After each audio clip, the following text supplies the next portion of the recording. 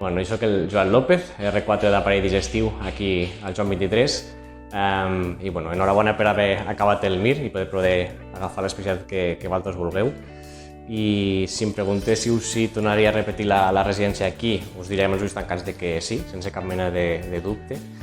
Som el centre de referència de la província i en quant a la residència, bueno, jo crec que acabem molt ben formats i preparats per pas a ser adjunts.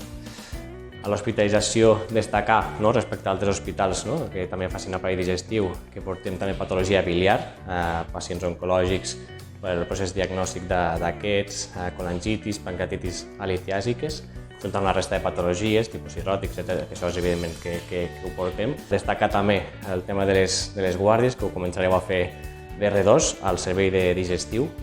És important per vosaltres que les guàrdies siguin a digestiu, que no siguin a urgències. Jo crec que per la formació és indispensable que complim aquest criteri.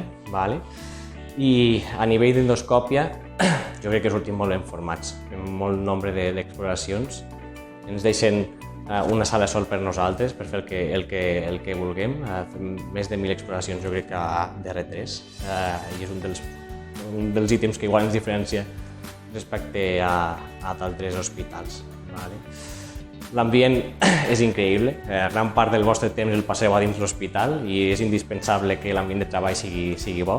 Hi ha molt bona relació amb altres residents, amb els residents de l'especialitat, amb els adjunts, fem sempre un munt de coses i això també ho heu de tenir molt en compte a l'hora d'agafar l'especialitat.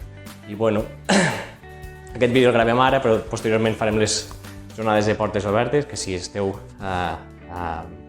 amb ganes de venir aquí a fer l'especialitat, parlarem amb vosaltres individualment, si voleu.